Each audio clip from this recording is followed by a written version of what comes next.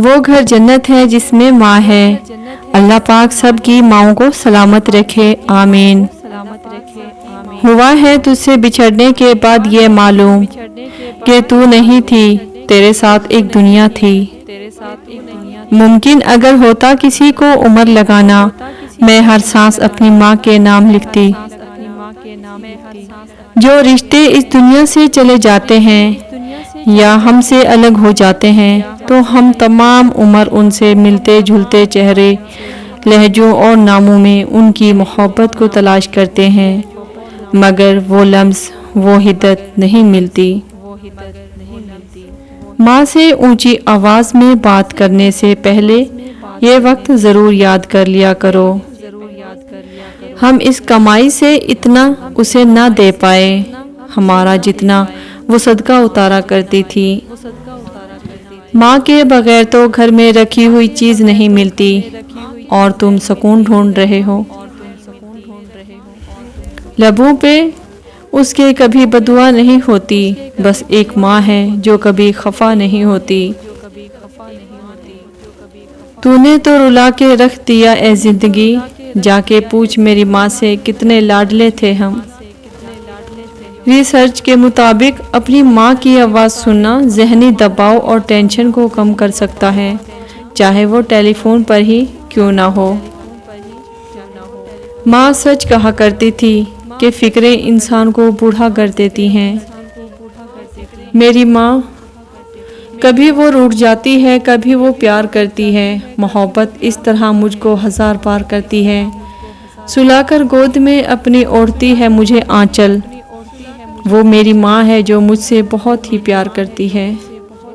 جن کی مائیں زندہ ہیں اللہ ان کی عمر لمبی کرے، جن کی مائیں بیمار ہیں اللہ انہیں صحت دے، جن مسلمانوں کی مائیں فوت ہو چکی ہیں اللہ انہیں جنت میں جگہ دے، آمین۔ کبھی کبھی آپ کی ضرورت اس قدر محسوس ہوتی ہے کہ دل کرتا ہے کہ دنیا کی ہر آسائش، سکون اور آرام ٹھکرا کر خود کو آپ کے پہلو میں دفن کر لوں۔ ماں، مجھے لگتا ہے ایک ماں کبھی مرتی نہیں ہے، ہمیشہ زندہ رہتی ہے، کبھی دل میں یادوں کی مانند، کبھی غم اور خوشی کے موقع پر آنکھوں میں بہتے آنسوں کی مانند، اور کبھی اچانک کسی خیال کی صورت میں سامنے آ جاتی ہے دعا۔ اگر تم 70 سال تک خانہ کعبہ کا طواف کر کر اس کی نیکیاں ماں باپ کو ہدیہ کرتے رہیں، تب بھی تم آنسو کے اس قطرے کا بوجھ ہلکا نہیں کر سکتے جو تمہارے بدسلوکی کی وجہ سے تمہارے ماں باپ کی آنکھوں سے گرا تھا۔ سناٹا چھا گیا بٹوارے کے قصے میں، جب ماں نے پوچھا میں ہوں کس کے حصے میں۔ مائیں ہمیشہ دل میں زندہ رہتی ہیں، ہر خوشی ہر غم کے موقع پر دل میں یاد بن کر یا آنکھ میں آنسو بن کر جی اٹھتی ہیں۔ میری ماں نے بتایا تھا بیٹا، جب تو پہلی بار بولا تھا میں چلا اٹھی تھی، جھوم اٹھی تھی، تجھے چوم اٹھی تھی، پر اب تو جو بولتا ہے تو میں سہم جاتی ہوں، ڈر جاتی ہوں، مر جاتی ہوں۔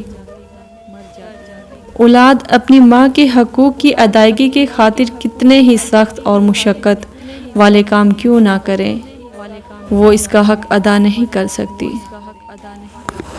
اونچی سی ایک دیوار تھی، گھر کا حجاب تھی، کہنے کو ایک وہ ماں تھی مگر میرا باپ تھی، رشتے میرے اسی سے تھے اور دوست بھی تھی وہ، تو بھی تھی اور تم بھی تھی، وہ میرا آپ تھی، کتاب تھی، عنوان تھی، مضمون بھی تھی، وہ میری حسین کتاب کا وہ پہلا باب تھی، خوشیاں جمع غم کو نفی رشتے کو کیے ضرب مضمون میں تھی، ریاضی کا اس کا نصب تھی، وہ ماں بھی تھی، وہ دوست بھی تھی، وہ دل بھی تھی، میرا حساب قصہ ختم کہ وہ میرا لاجواب تھی۔